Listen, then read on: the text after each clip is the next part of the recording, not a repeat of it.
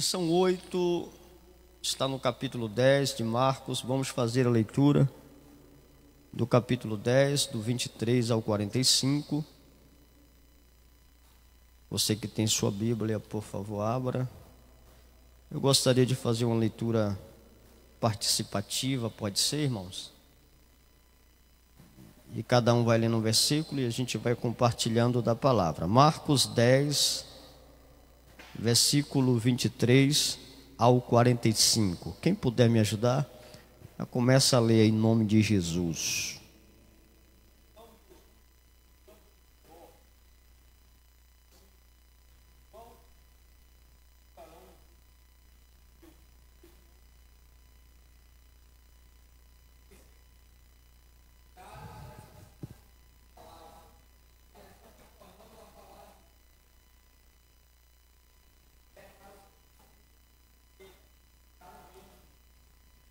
Vinte e cinco.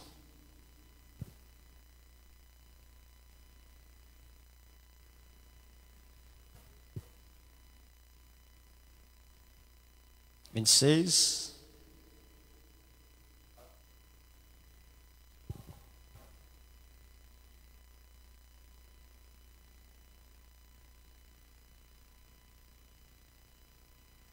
Vinte e sete.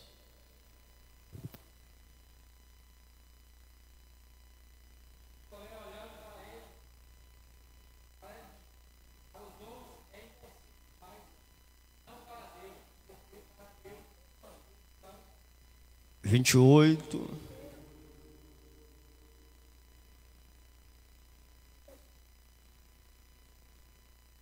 29,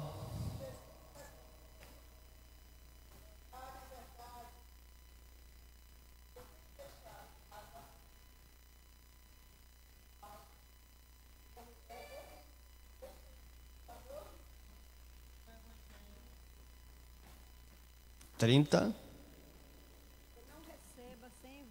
Tanto já neste tempo em casas, irmãos, irmãs, e mães e filhos.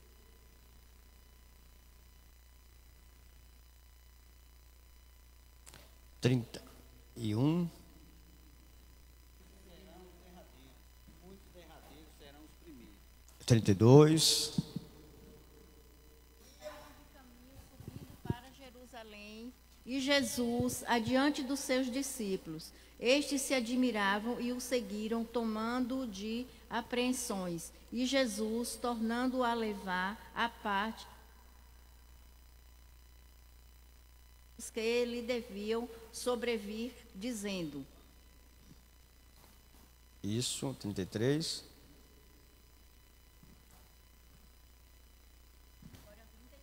Isso, 33. Entregue aos chefes dos sacerdotes e aos mestres da lei. Eles o condenarão à morte e o entregarão aos gentios. 34. Escarnecerão e açoitarão e cuspirão nele e o matarão, mas ao terceiro dia ressuscitará. 35. Sendo mestre, queremos que nos faça que te pedimos. 36. O que vocês querem que eu faça para vocês? Perguntou Jesus. Eles responderam: quando o Senhor sentar-se no trono do seu reino glorioso, deixe que um de nós se sente à sua direita e o outro à sua esquerda. 38. Vamos lá. Não sabeis o que pedis. Podeis vós beber o cálice que eu bebo, e se batizando com o batismo com o que eu sou batizado. 39. Porém, disse-lhes: em verdade, vós bebereis o cálice que eu bebi, e sereis batizados com o batismo com que eu sou batizado. 40.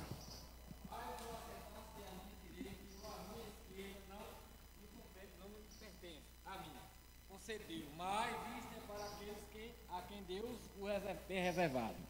41.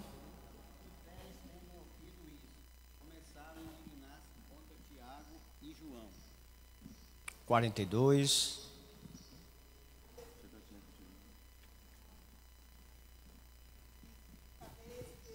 Os que julgam ser príncipes de gentes, os olhos deles e a senhoria e os seus grandes usam de autoridade sobre eles.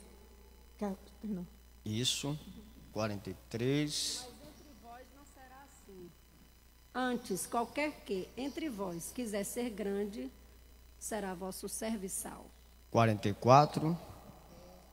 Entre vós, se quiser ser o primeiro, será servo de todos. Toda a igreja no 45. Portanto, nem mesmo o Filho do Homem veio para ser servido, mas para servir e dar a sua vida em resgate por muitos. Aleluia.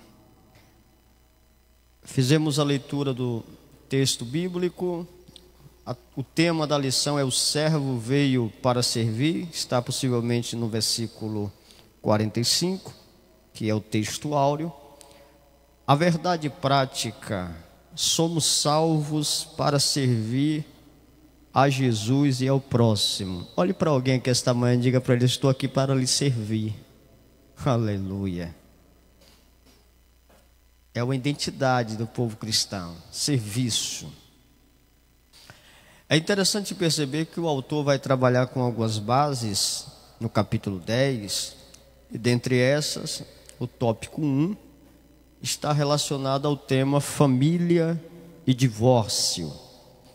Ele vai dar 3 subtemas: armadilha maldosa, aula profunda e o coração endurecido.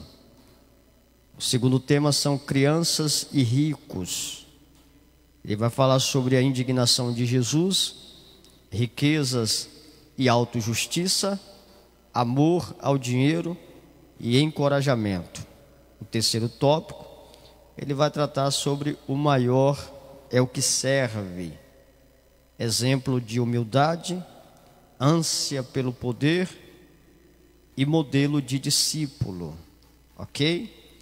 Vamos agora fazer a menção da introdução da lição, e nós vamos trabalhar ela, e ela está bem explicadinha a lição, com muita calma, com muita paciência. Eu gostaria de, se o tempo nos permitir, ir fazendo a leitura dos tópicos para extrairmos aquilo que Deus tem preparado para nós. A introdução diz: à medida que se aproxima de Jerusalém, em sua solene marcha rumo ao Gólgota, o servo prossegue seu ministério, pondo-se a revelar diretrizes do reino de Deus, aplicáveis a temas práticos da complexa realidade humana: divórcio, crianças, posses e ambição. Para tanto, Jesus enfrenta cada situação valendo-se de sua incomparável sabedoria. É muito interessante, antes de falarmos um pouco sobre a introdução, perceber que o Evangelho de Marcos, ele vai tratar acerca dos feitos e das ações de Jesus. É interessante perceber que Marcos é bem enfático no que tange a proclamar o serviço de Jesus na sua passagem sobre a terra. Ele começa a trazer coisas que Jesus fez para enfatizar bastante acerca desse serviço. E é interessante que Marcos é bem direcionado por Deus, porque ele compreende o contexto que ele está escrevendo. Marcos está escrevendo para os romanos. E é interessante que os romanos tinham a arte do saber. E observando Marcos esse contexto, ele percebe que os romanos não estão muito preocupados em compreender acerca dos discursos de Jesus. Os romanos estão preocupados em ver os sinais, as ações, e os milagres que Jesus opera. Então, por causa disso, Marcos começa a trazer de forma muito explícita acerca daquilo que Jesus faz. Este é o cenário, porque os romanos não estão preocupados em saber aquilo possivelmente que Jesus apenas vai falar. Eles querem ver os sinais que Cristo está realizando. Todavia, Marcos vai sempre dar ênfase a esse tipo de milagre. Porém, há um diferencial no capítulo 10. Nós vamos perceber que mesmo Marcos dando ênfase em todo o seu contexto acerca dos milagres de Jesus, o capítulo 10, ele vai trabalhar com uma via um pouco diferente. Porque aqui, Marcos vai começar a revelar acerca dos ensinamentos de Jesus. E observando um pouco sobre o ministério de Jesus, o ensinamento é a maior base do seu ministério. Entretanto, você vai perceber que possivelmente, na maioria das vezes que Jesus está falando, ele está sempre pontuando acerca dos seus ensinamentos. Ele tem por prioridade trazer ensinamentos para aqueles que estão escutando. Logo então eu percebo que uma das bases do ministério de Jesus é o ensinamento. Diga para alguém aqui nesta manhã, só para acordar esse crente aí, Jesus está nos ensinando. Me veio agora à mente um texto um cenário que Jesus está sendo preso. E é interessante que Pedro está observando este cenário. E a Bíblia diz, eu acho lindo os detalhes da Bíblia, que Pedro está em volta da fogueira se aquecendo. E quando Pedro está em volta da fogueira se aquecendo, a Bíblia diz que uma das servas do palácio olha para Pedro e diz: tu és um daqueles discípulos que andavam com ele. E Pedro agora, respondendo à pergunta da serva, ele nega a Cristo. Ele diz: não, eu não sou um desses. E é interessante perceber que Pedro está em volta do fogo. Ele está sendo aquecido. Só que um detalhe desse texto é que o fogo não revela o caráter de Pedro. A saber, ele está no fogo, porém ele nega a Cristo no fogo. A segunda coisa que eu percebo sobre Pedro neste cenário é que um dos servos olham para ele e diz: olha, não, você estava no olival com ele, no Monte das Oliveiras, lugar aonde tem óleo, ainda aonde tem prensa. E Pedro agora, mais uma vez, ele nega ser um dos discípulos de Jesus. Logo então eu percebo que o óleo sobre a vida de Pedro não revela, você vai entender porque Jesus prioriza o ensino, não revela o caráter de Pedro. Pastor, nem o fogo nem o óleo revela o caráter de Pedro? Sim, por quê? Porque ele nega a Jesus nas duas instâncias. Entretanto, o texto diz que Pedro lembra da palavra que Jesus disse: antes do galo cantar, tu me negarás. Então eu percebo que a palavra que Pedro lembrou, dada por Jesus, gerou uma reflexão em Pedro, e o texto diz que ele chorou amargamente. Você sabe por quê? Porque o fogo não revela o caráter de Pedro, o óleo não revela o caráter de Pedro, mas a palavra, ela vai revelar aquilo que está no coração de Pedro e vai trazer arrependimento para ele. É por isso que Jesus percebe que uma das bases do seu ministério precisa ser o ensinamento. E o ensinamento só é revelado por intermédio da palavra. Eu sou um crente muito pentecostal, viu, irmão? Muito pentecostal. Eu sou um crente que gosta do fogo e que gosta do óleo. Mas quando eu leio a Bíblia, eu percebo que de fato Jesus valoriza muito o ensinamento por intermédio da palavra. É a base do ministério de Jesus, é o ensinamento. A segunda coisa que eu percebo no versículo 1 é que Jesus está ensinando acerca do reino de Deus. Logo então, Jesus está ensinando acerca das coisas espirituais. E aqui é muito importante porque ele está trazendo o reino do céu para a terra. Todavia, o propósito de Jesus é descortinar esse mundo espiritual. Entretanto, mesmo com essa prioridade, Jesus vai começar a tratar as coisas concernentes à necessidade do ser humano. Marcos revela os milagres, os sinais, as ações, mas também revela algumas coisas que vão ser úteis para a necessidade do ser humano por intermédio do ministério de Jesus. Hernandes Dias Lopes, ele diz que o capítulo 10 de Marcos revela coisas que é de suma importância para a vida do ser humano. E Jesus, como servo, vai apresentar isso, pelo menos 3 coisas. Jesus vai falar sobre divórcio. Falando sobre divórcio, ele está tratando de família. Jesus vai falar sobre crianças.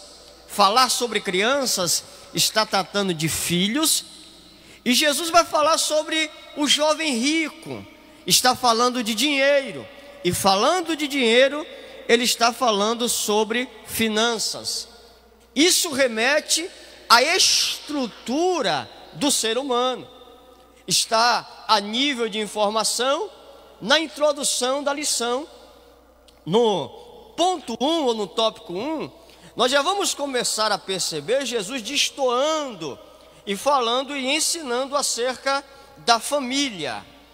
Percebam, o tópico 1, o ponto 1, a armadilha maldosa. E olha que interessante. É lícito ao marido repudiar a sua mulher?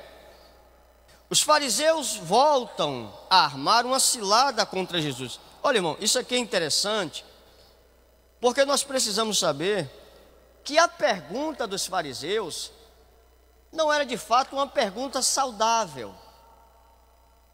Quando percebemos o contexto, Jesus está possivelmente nas regiões, vamos falar um pouco sobre isso, nas regiões da Pérea. E estando Jesus nas regiões da Pérea, ali está estabelecido o governo de Herodes. E Herodes foi confrontado por João por causa do seu ato ilícito. Olha o tópico 1. Os fariseus voltam a armar ciladas contra Jesus. Desta feita, abordam o polêmico tema do divórcio. E qual é a pergunta deles? É lícito ao marido repudiar sua mulher? É interessante perceber que Mateus revela que o questionamento continha ardiloso detalhe. É lícito ao marido repudiar sua mulher por qualquer motivo? Se afirmativa a resposta, Jesus seria acusado de afrouxar a lei mosaica.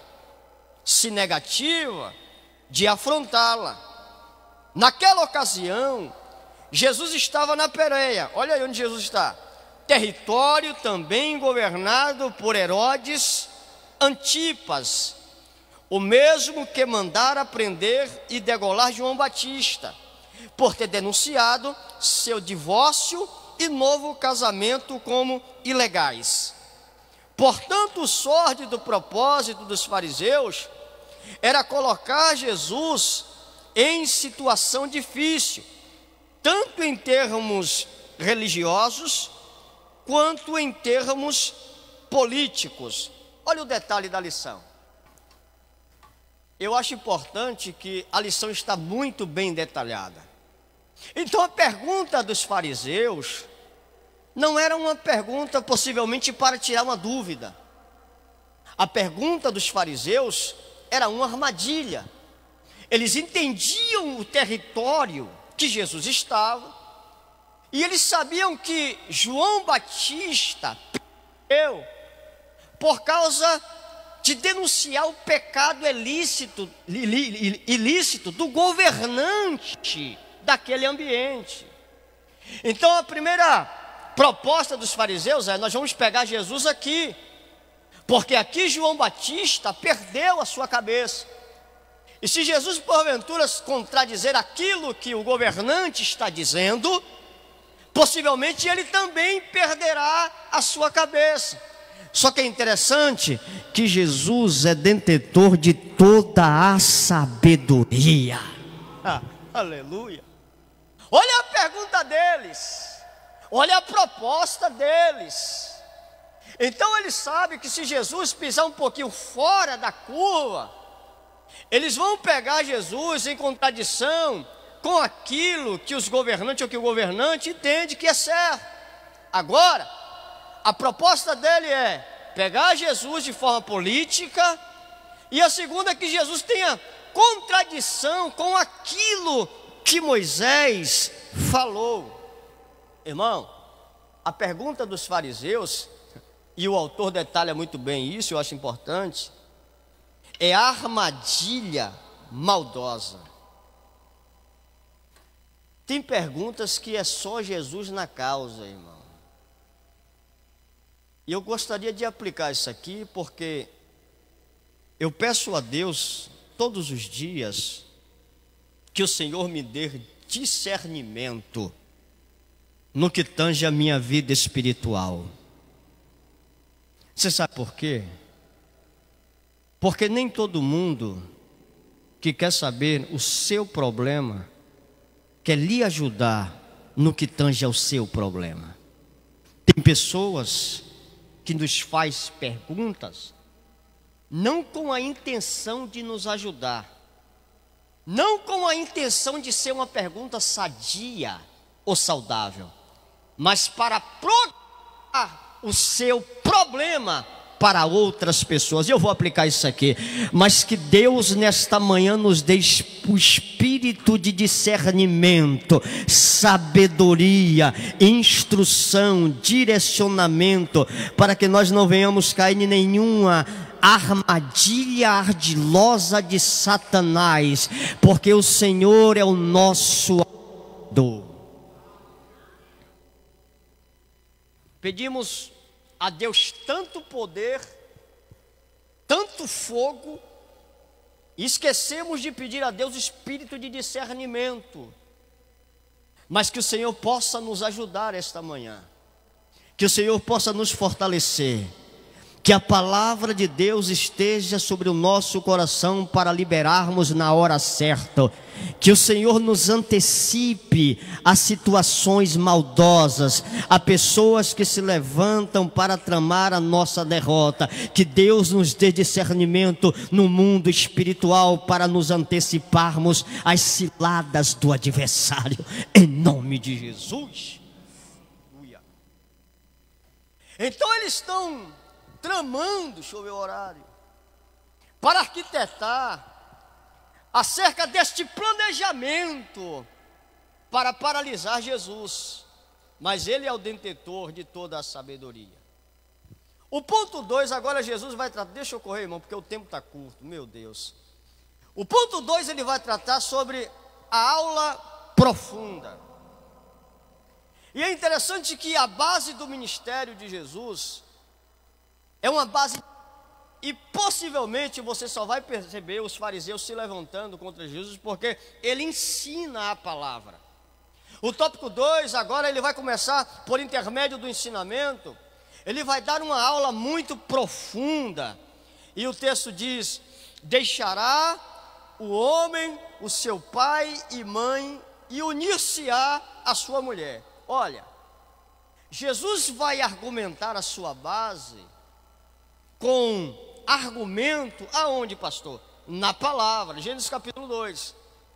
Os inquiridores desejavam debater filigramas interpretativas da lei mosaica a respeito do divórcio, mas precisamente em relação à expressão coisa indecente, que está em Deuteronômio capítulo 4, versículo 21. O objeto, a época de intensa controvérsia entre duas escolas rabínicas: a escola de Shammai, mais rigorosa, e a escola de Hillel, mais permissiva, ao que parece influente entre os contemporâneos de Jesus, e mesmo entre alguns discípulos. Jesus responde à pergunta capciosa dos fariseus com outra, e ele diz: o que Moisés disse na lei a respeito do divórcio? Neste primeiro momento, a sábia intenção do mestre era estabelecer uma base correta para o debate, a palavra de Deus. E ao responderem que Moisés havia permitido o divórcio, Jesus avança em sua estratégia, proferir uma profunda aula sobre casamento. Para tanto, remete a atenção de seus ouvintes para a vontade originária de Deus, fazendo-os recordar que o casamento deve ser monogâmico, com um único cônjuge, monossomático, uma só carne, e indissolúvel para toda a vida. Eu tenho 20, não parece, mas eu tenho 26 anos de casado. Eu tenho um filho de 24, uma filha de 18 e uma filha de 3. Graças a Deus. Graças a Deus. O meu casamento é uma bênção. Pastor, o senhor tem problemas? Muitos. Ontem eu estava aconselhando o meu filho. Ele teve uma leve discussão com a esposa. E eu disse para ele: tem coisas que dentro do casamento nós precisamos ter muita calma e muita paciência. E eu disse para ele: tem traços e coisas da sua mãe que eu tive de aprender a conviver. Afinal de contas são 26 anos. E tem coisas que em mim que ela também precisou aprender a conviver. E ele, por ser jovem, não tem essa paciência, não tem essa tranquilidade. Mas casamento não é coisa fácil, sim ou não? Quem tem aqui mais de 26 anos de casado, faz assim para mim. Olha aí, tem gente aqui, ó. Então, todos vocês que já têm um tempinho de casado, sabem que não é fácil. É uma luta diária para mantermos a nossa família firme. E a Bíblia nos revela que o casamento é totalmente direcionado por Deus. É uma instituição favorecida por Deus. Foi o Senhor que fez o casamento, sim ou não? Foi Deus que fez o casamento. Entretanto, o Senhor agora rege alguns princípios sobre o casamento. E que os princípios de Deus, independente de algumas situações que nós vivenciamos, eles não podem ser esquecidos. E o autor vai tratar isso de forma muito diretiva quando ele fala sobre o único cônjuge, uma só carne e toda a vida. Mas a pergunta capciosa dos fariseus acerca disto, para Jesus, é primeiro, você vai entender, pegá-lo em uma situação política, pegá-lo em uma situação religiosa. E agora Jesus também precisa ter cuidado, porque ele precisa esclarecer isso para duas escolas desse tempo: a escola de Hilel e a escola de Shammai, que possivelmente tinham duas perspectivas diferentes. A escola de Shammai era uma escola que entendia Deuteronômio 24 como coisa indecente, que isso está relacionado ao pecado. Era uma escola mais com uma perspectiva rigorosa. E a escola de Hilel era uma escola mais aberta. Ela divergia sobre qualquer situação poderia encabeçar um divórcio. Só que é interessante que o divórcio aqui não é algo criado por Deus. Pastor, a gente lidar com isso na igreja? Muito.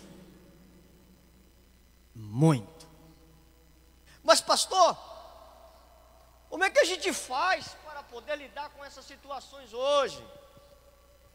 Como é que a gente consegue contornar algumas situações no que tange ao divórcio? A saber que o divórcio não é algo oriundo de Deus. Então Jesus está agora com muita sabedoria ensinando a todo este cenário. E ele precisa trabalhar de forma muito sábia. E é por isso que ele faz, ou ele se utiliza da palavra para isso. E o autor, ele traz um esclarecimento extraordinário quando ele diz: o casamento está relacionado. Ô, irmão, olha, vou te falar uma coisa. Eu tenho pedido a Deus para me dar sabedoria e discernimento dessa lição, porque falar sobre o casamento não é algo fácil. O autor, ele diz que o casamento é unicamente para o cônjuge. Ou seja, não há casamento com duas mulheres. Não há casamento com dois homens. O que Deus institui, eu tenho que ter cuidado da minha fala, porque está sendo transmitido. O que Deus institui para um casamento é homem e mulher. Mas você pode dar glória, viu? O que Deus instituiu para o casamento é homem e mulher. É estabelecido por Deus. E este princípio não será quebrado, porque a palavra ainda está em primeiro lugar.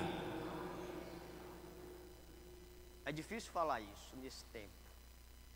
E a gente precisa ter muito cuidado. Então o autor, ele traz de forma muito clara um único cônjuge. Ele é monossomático, uma só carne. Diga comigo assim: não é duas carnes, é uma só carne. É um homem e uma mulher. Amém? A terceira coisa que ele fala é que o casamento é indissolúvel. Jesus nos ajuda para toda a vida. Casamento é para toda a vida. Se porventura você que está aqui esta manhã está passando por alguma situação difícil no seu casamento, o Espírito Santo vai te dar sabedoria, porque o teu casamento é para uma vida toda.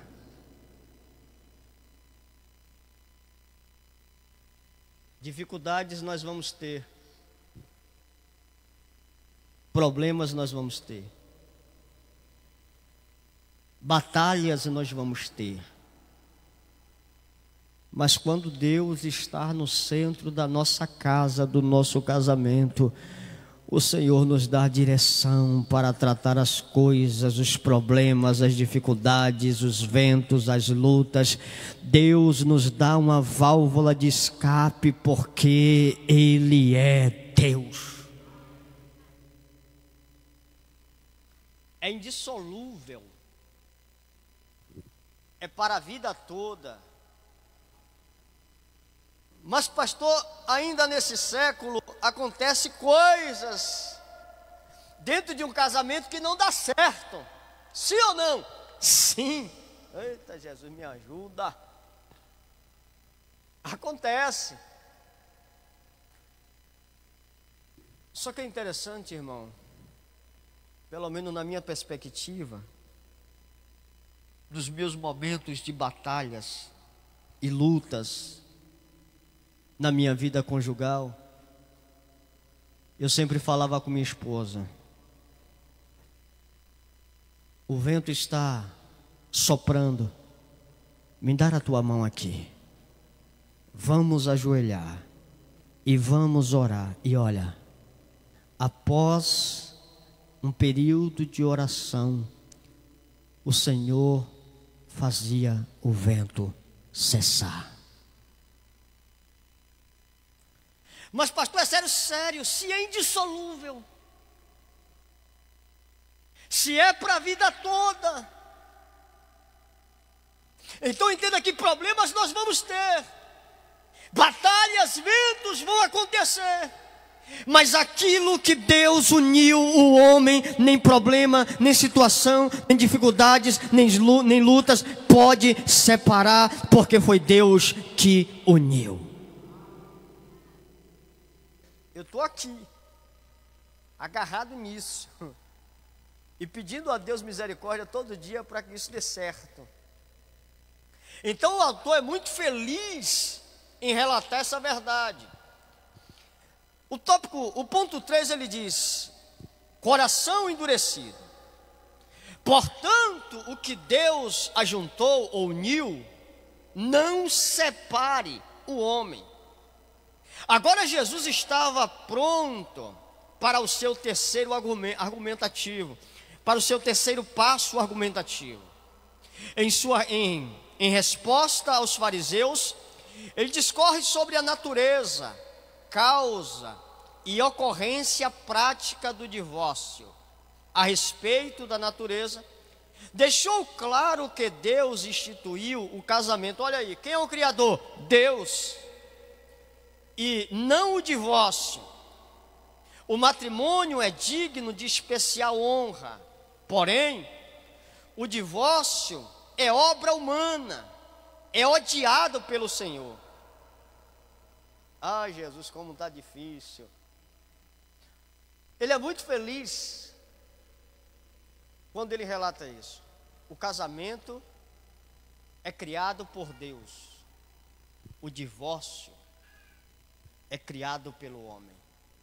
E o Senhor não se agrada do divórcio. Será que você pode dizer isso para alguém aqui esta manhã? Deus não se agrada do divórcio. Porém, o divórcio é obra humana, odiado pelo Senhor. Quanto à sua causa, o servo explicou que o divórcio é fruto da necessidade de regulamentação de práticas, não ideias, que por causa da dureza do coração do homem, precisam ser justificadas.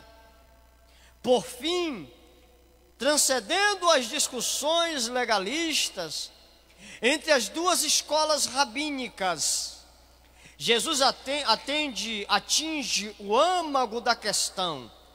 O divórcio, embora legítimo em remotas hipóteses, não é desejado nem obrigatório, mas meramente permitido, tão só para os casos aonde o poder do perdão não encontrou solo fértil para florescer. Enfim, aos olhos de Deus, o casamento é uma aliança para toda uma vida.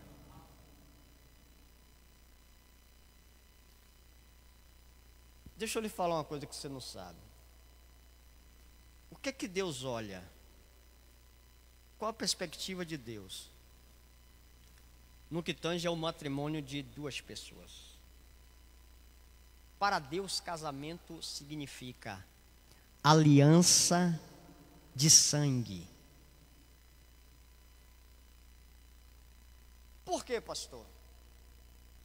Porque se você observar o ministério de Jesus, o seu serviço, a sua morte, a sua ressurreição, está relacionado com a humanidade na terra. A saber que ele morre pelo ser humano e ele estabelece na terra a sua igreja, que tem por sinal um fundamento de ser a sua noiva. Então Jesus é o noivo. Olha que interessante. E a igreja é a sua noiva. Logo então eu percebo que o que une o noivo e a noiva é o sangue. É por isso que o casamento, ele não se dá após a bênção do pastor. Pastor, eu casei na igreja e o pastor disse: agora vocês estão casados para sempre. Ali ainda, de fato, não está consumado o casamento. O casamento entre os cônjuges só acontece após a sua primeira relação. Por quê? Porque há um rompimento do ímen e isso traz uma aliança de sangue para eles. Então, na primeira relação, de fato, eles estão casados. Porque eu compreendo o fato do casamento entre homem e mulher com a mesma relação ou o mesmo cenário de Jesus com a igreja. Houve entre Jesus e a igreja uma relação de sangue. Então, quando o homem e a mulher se relacionam no seu primeiro ato sexual, agora está acontecendo uma aliança entre eles. Relacionamento, irmão, olha como Deus é puro e Deus trabalha por linhas certas. Mas perdoa aqui a expressão desse pastor. Mas hoje nós estamos vivendo uma bagunça. Mas possivelmente dentro desta bagunça que nós estamos vivendo, isso não exonera o princípio que Deus estabeleceu para o casamento. Hoje as pessoas estão colocando, eu vou usar um linguajar popular, os bois na frente da carroça. E qual o princípio? O princípio estabelecido por Deus. E Jesus vai tratar isso nesse capítulo. Os nossos filhos precisam ser ensinados com esses princípios.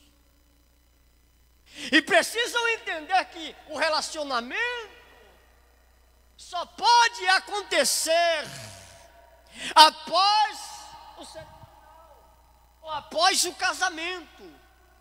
Só que hoje, nós, Jesus, olha, irmão, olha só esse princípio que eu te falei, sobre esta união que está relacionada com a aliança de sangue. Olha quanto problema nós temos para tratar. Porque possivelmente, hoje, nós recebemos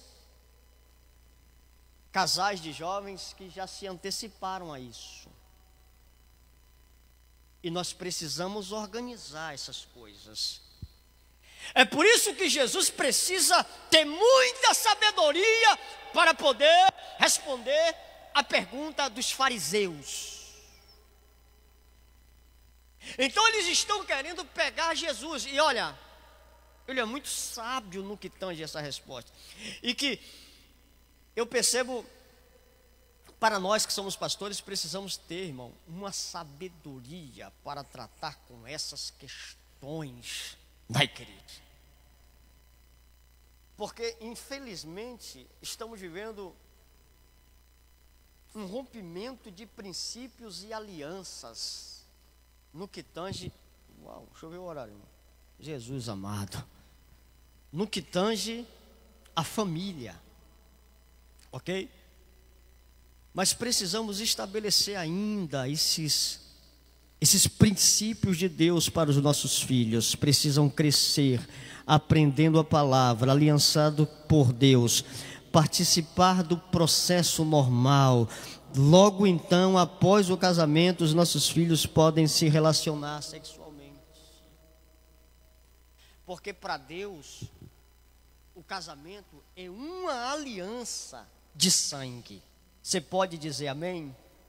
Que em nome de Jesus, o Senhor nos dê sabedoria, instrução para criar os nossos jovens, adolescentes, para que eles possam fazer as coisas certas, valorizando o princípio estabelecido por Deus, em nome de Jesus.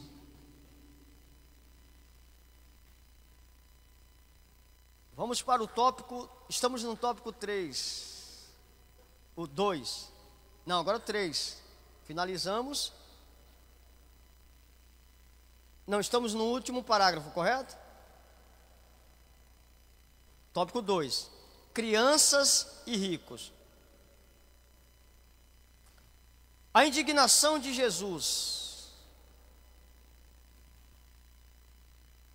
Agora o tópico 2, Jesus vai tratar sobre crianças. Crianças são bênçãos, não peso ou maldição. Nada obstante, os discípulos repreenderem pessoas que traziam crianças para que Jesus a tocasse. Talvez imaginassem estar ajudando Jesus a não desperdiçar tempo e energia. A verdade, porém, é que não deram importância às crianças, demonstrando de novo insensibilidade e desobediência, uma vez que o servo já havia reiterado a lição de valorizá-las. A reação de Jesus foi de forte reprovação, sendo essa a única passagem dos evangelhos em que se diz que Jesus ficou indignado, com raiva. A seguir disse que deixassem ir até ele os pequeninos, porque dos tais é o reino de Deus. E prosseguiu: quem não receber o reino de Deus como uma criança, de maneira nenhuma entrará nele. Por fim, não apenas as tocou, como as tomou nos braços, impôs-lhe as mãos e as abençoou. Não se trata de qualquer virtude própria às crianças, pureza, inocência ou espontaneidade. Jesus não nos acolhe em razão de nossas qualidades ou méritos. Eis a sabedoria. A criança é totalmente dependente, recebe tudo como aqueles que não têm crédito nem reivindicações, como destaca James Edwards. As criancinhas são modelo no reino de Deus, pois só mãos vazias podem ser enchidas. Tem alguém do Ministério Infantil aqui? Tem não, né? Está na sala. Mas é interessante que a segunda coisa acerca dessa lição é que primeiro ele vai tratar o pilar da família. E aqui agora ele vai tratar também um pouco sobre as crianças. E é interessante eu não vou me ater muito aqui, que a igreja tenha esta base, e eu percebo que ainda em nossa geração, graças a Deus, as igrejas, os templos, têm investido muito no que tange ao ministério das crianças, e é preciso ter uma base forte, e Jesus vai falar um pouco sobre isso. Ele argumenta muito algumas características nas crianças, que de fato nós que somos adultos, precisamos também ter, e uma das coisas, via de regra, é que as crianças se aproximam de Jesus sem nenhuma proposta de recebimento. Então, o coração das crianças é um coração puro, não é aquela ideia de dar para receber. Então elas se aproximam, e Jesus faz menção disso, e percebe isso, algumas características nela, que de fato está faltando nos adultos. E eu vou aplicar isso aqui para nós, que vai nos melhorar. Que você venha para o culto, que você sirva a Deus, que você venha para a escola, não apenas para receber, mas com o simples motivo de adorar ao Senhor pelaquilo que Ele é, não pelaquilo que Ele tem para lhe dar.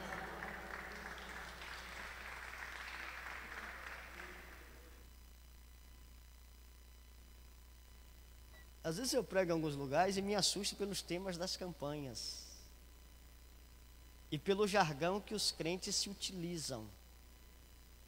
Eu vou para a igreja que Jesus vai me dar. Eu vou para a igreja que Jesus... Irmão, para com isso. Jesus faz na hora que Ele quer. Ele dá na hora que Ele quer. Ele abençoa na hora que Ele quer. Há um ditado que diz que nós não podemos adorar a Ele pelaquilo que Ele pode nos dar, mas pelaquilo que Ele é. Não adore Jesus apenas pelas suas mãos, mas pela sua face. Quem sabe Jesus te encontrou aqui esta manhã e está dizendo: é hoje que eu vou abrir a porta. Glória a Deus e aleluia por isso. Mas se Jesus também não quiser abrir a porta, glória a Deus e aleluia. Sentimento de pureza, sentimento de sinceridade. Ou quem diga que Jesus abre porta todo dia. Às vezes você está aqui passando um processo violento e a porta ainda não abriu. Às vezes nós estamos aqui vivenciando um momento muito turbulento em nossa vida, e o milagre ainda não chegou, mas de fato nós estamos aqui adorando a Jesus porque Ele é Deus. Você não sabe a peleja que alguém que está do seu lado está enfrentando aí, mas está aqui no culto de manhã, está aqui no culto de noite. Você sabe por quê? Porque é verdadeiro adorador. Se fazer como criança não é errado. Precisamos colocar perante os pés de Jesus a nossa verdadeira adoração, a nossa pureza, e deixá-lo e adorá-lo pelaquilo que Ele é.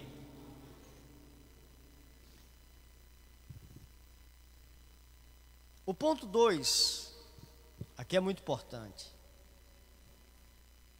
Deixa eu ver o horário. 10h30 foi me dado o horário.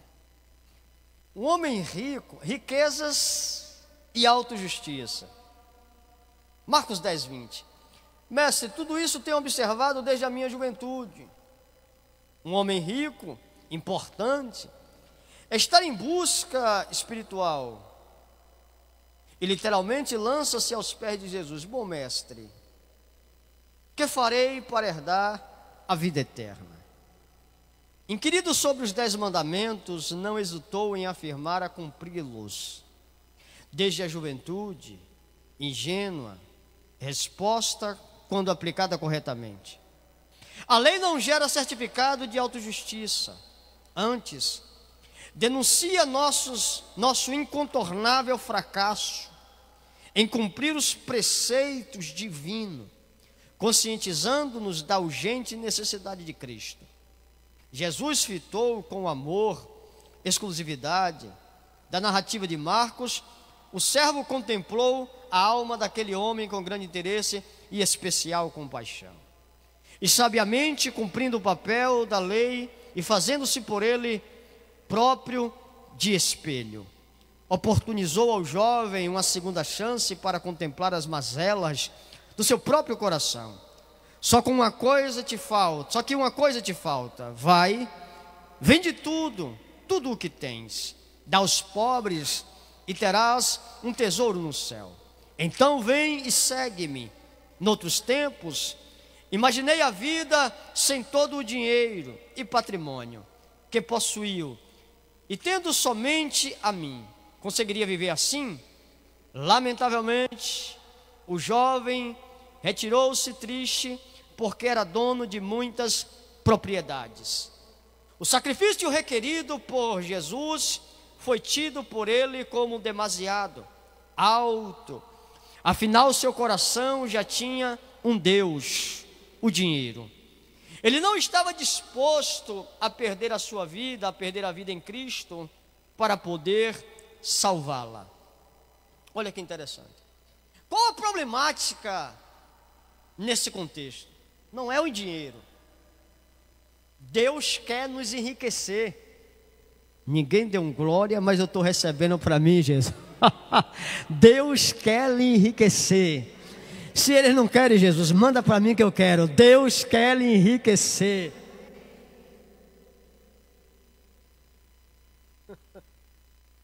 Afinal de contas, nós somos detentores de uma promessa. Aqui está o testamento. Nós somos filhos. E todo filho é herdeiro de uma promessa. Mas pastor, porque eu ainda não fiquei rico? Há quem diga que para Deus depositar riquezas em nossa mão, nós precisamos alcançar um grau de maturidade. Porque eu não pego a chave do meu carro e dou à minha filha de 3 anos. Eu pego a chave do meu carro e dou ao meu filho de 24 anos, porque ele é habilitado.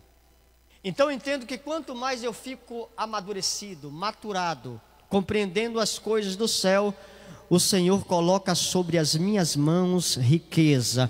Eu vou profetizar nesta manhã, é escola bíblica, mas vou liberar. Que Deus nos oriente, abra o nosso entendimento, faça-nos crescer pela revelação da sua palavra, e que as riquezas de Deus sobrevenham sobre nós nesta manhã, e nós recebemos em nome de Jesus. Maturidade atrai riquezas. O problema desse moço não é ser rico. Afinal de contas, nós precisamos de riqueza. Tudo aquilo que se estabelece na igreja, com certeza precisa de recursos para se estabelecer aqui. Cadeira, energia, muitas coisas. Entretanto, o jovem rico, ele tem o seu coração direcionado apenas ao dinheiro. Eita, irmão, segura. Então, pastor, o problema não é ter a riqueza. O problema é o meu coração estar na riqueza. Eu não sei se você conhece gente que não tinha nada. Não tinha uma casa, não tinha um trabalho, não tinha um vintém no banco.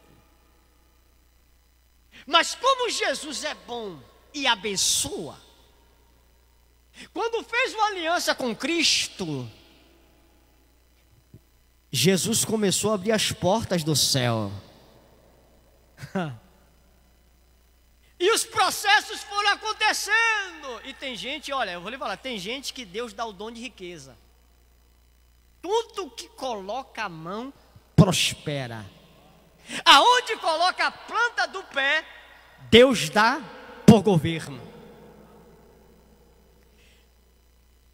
E é interessante que quando Jesus ainda não tinha exaltado a cabeça, culto da terça, presente. Culto na quinta, presente. Ciclo de oração, presente. Escola bíblica, presente. Culto de celebração, presente. Culto na quarta, presente também. Oração, jejum, campanha, busca incessante. Mas depois que Jesus começou a abençoar, abrir as portas, alargar as tendas, derramar riqueza do céu, o dinheiro falou mais alto. Recebia um salário mínimo. Eita Jesus, eu vou liberar aqui. Depositava o dízimo e a oferta certinho. Mas depois que Jesus colocou o dom da riqueza e abriu as portas da prosperidade para ofertar e dizimar, uma luta. Fala a Deus. Pastor, por quê? Porque de fato o amor não estava em Jesus, mas estava nas coisas. O amor não estava em Deus, estava no dinheiro. Esta é a problemática dele. Não é porque ele tem recurso, é abastado.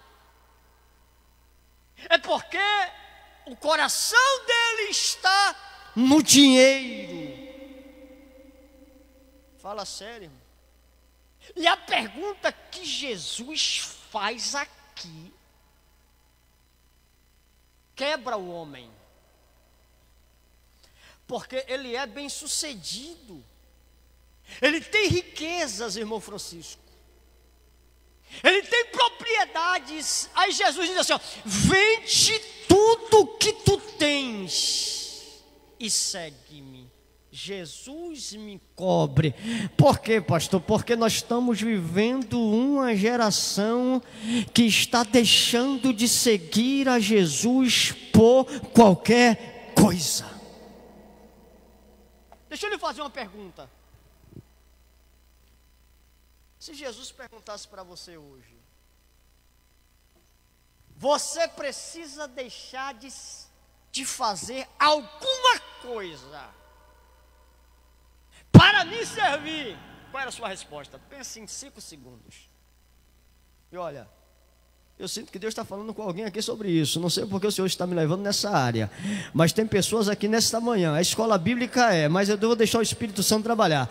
Tem pessoas aqui nesta manhã que Deus está falando, tira isso para que a tua vida espiritual avance.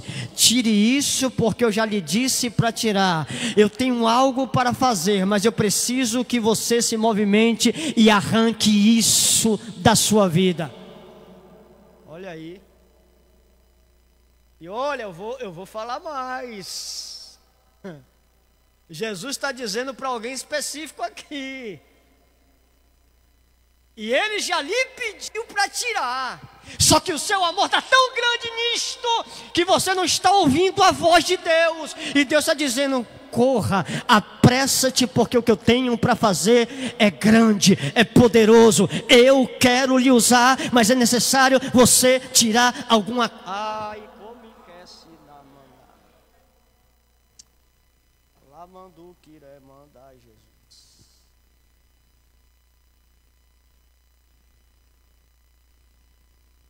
O problema não é o dinheiro, o problema às vezes não é os recursos, é o amor a Ele. Você sabe que um dos textos que mais me chama a atenção na renúncia é quando Jesus diz assim, ó, aquele que não deixar, a ele Jesus falou, vende as propriedades, deixa os recursos, mas Jesus diz, a alguns ele diz, aqueles que não deixar pai, mãe, por amor de mim, não é digno de mim. A caminhada com Cristo vai exigir de nós algumas renúncias. Andar com Jesus e segui-lo vai exigir de nós algumas renúncias. Deixa eu lhe falar uma coisa, eu estava tão cansado porque eu fui dormir tão tarde. Eu já acordei hoje cedo. Fui levar minha esposa em Santo Estevão, que ela foi pregar. Vim para cá, vou sair daqui às 11h30, vou pregar novamente. E eu disse para Jesus: Senhor, eu estou cansado, mas quando eu lembro do sacrifício que Cristo fez na cruz por mim, eu digo: Jesus, toma o meu corpo, toma a minha alma, toma o meu espírito. Se eu tiver riqueza, toma, está tudo no teu altar, porque o meu amor está na tua presença. Aleluia. Oh, Jesus, nos ajuda a abrir mão das riquezas, Senhor. Nos ajuda a abrir mão daquelas coisas que nos asseguram e nos impede de ter sensibilidade espiritual. Ó Jesus, fala com a gente. Nos ajuda nesta manhã a ser tomado pelo Teu Espírito de discernimento, de sabedoria. Arranca de nós tudo aquilo que não Te agrada. Coloca em nós a Tua palavra, que nós possamos amar ao Senhor mais do que as coisas e os recursos. Aleluia.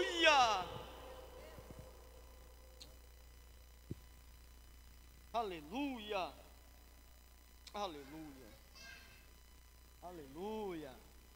Crente pentecostal aí, irmão. Aleluia, glória a Deus. Deixa eu correr porque o tempo está acabando. Deixa ela à vontade, deixa ela à vontade. Aí, tá vendo aí? Jesus diz o que? Deixai vir a mim as criancinhas. É o texto que nós estamos trabalhando, ok? Vamos para o ponto, exemplo de humildade. Eu tenho que correr, irmão. Tinha algumas coisas para tratar aqui, mas essa lição é grande. E tem coisas que precisamos trabalhar nos mínimos detalhes. O maior é o que serve. Exemplo de humildade. Estavam de caminho subindo para Jerusalém, e Jesus ia adiante dos seus discípulos. Estes se admiravam e o seguiam tomados de apreensões.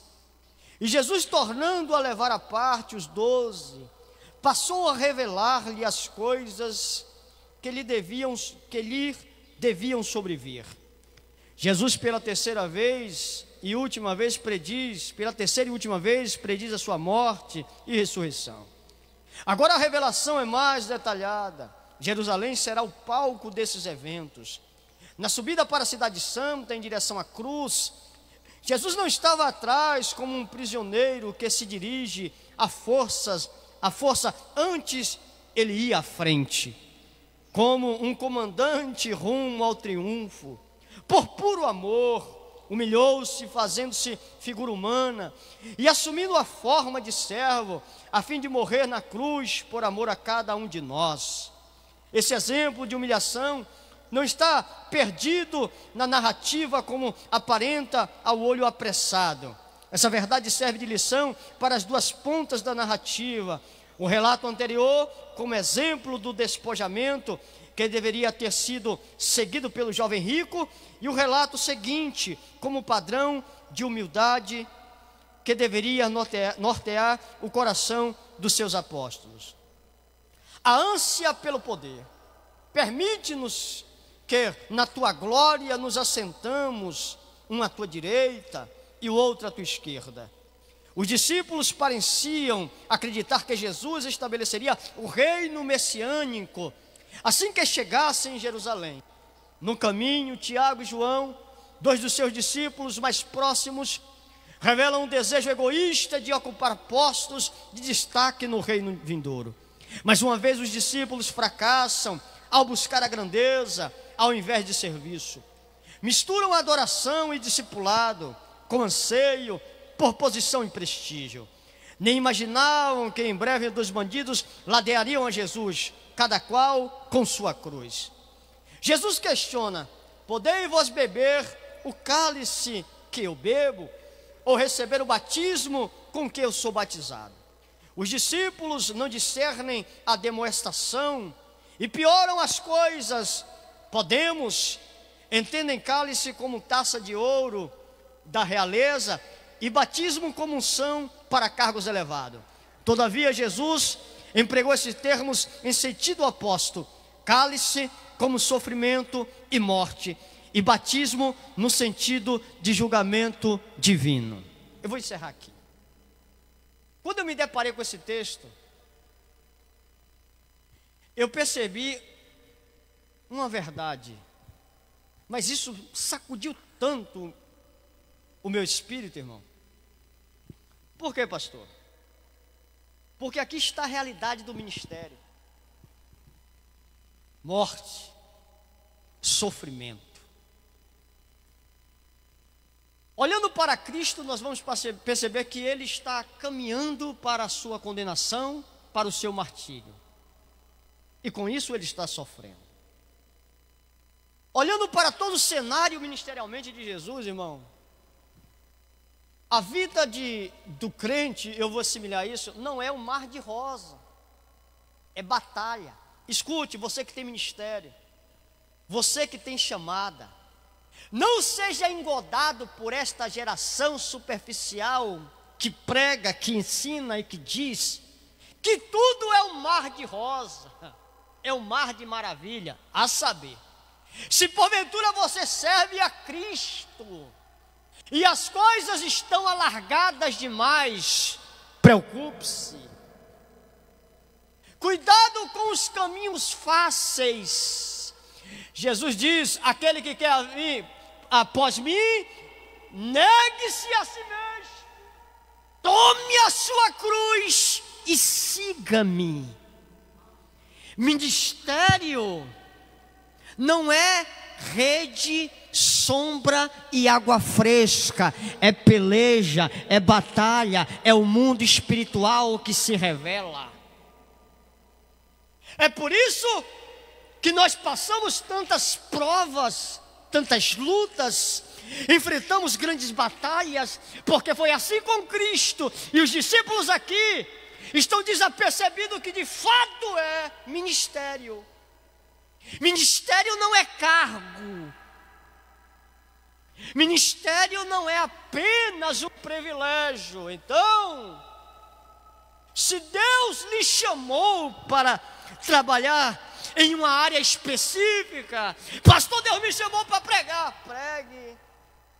Mas não pense que as suas pregações apenas atrairá para você aplausos. Por quê? Porque tem palavra que Deus vai colocar na tua boca que vai cortar, vai machucar, vai sacudir, mas você precisa entregar. Vai ter pessoas que outrora lhe amavam, mas depois, após ouvir aquilo que Deus colocou em você, vai lhe odiar. Os discípulos precisam entender que ministério é isso.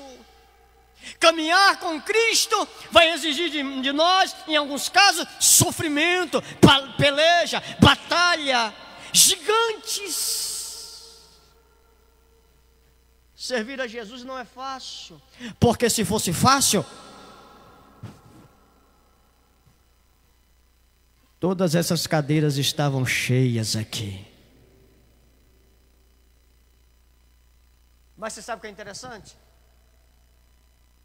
É que quando os discípulos estão preocupados com quem vai sentar à direita ou à esquerda, Jesus está transparecendo para eles de fato o que significa ministério.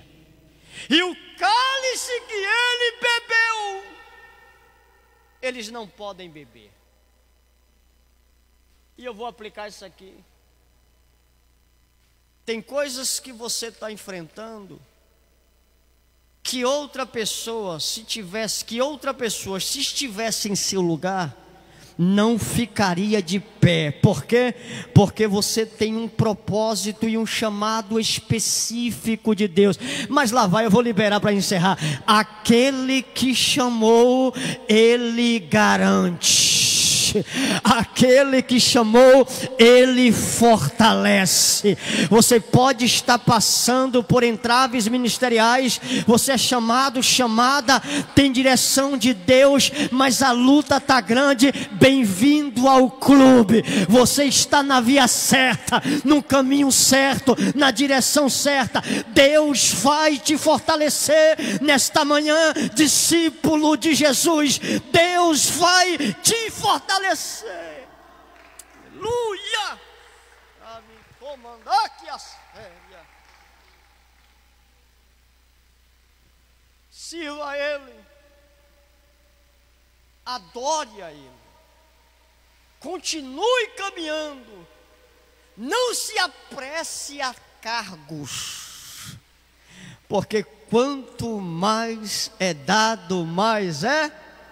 Vamos lá de novo? Quanto mais é dado, mais é. Que Deus nos abençoe em nome de Jesus.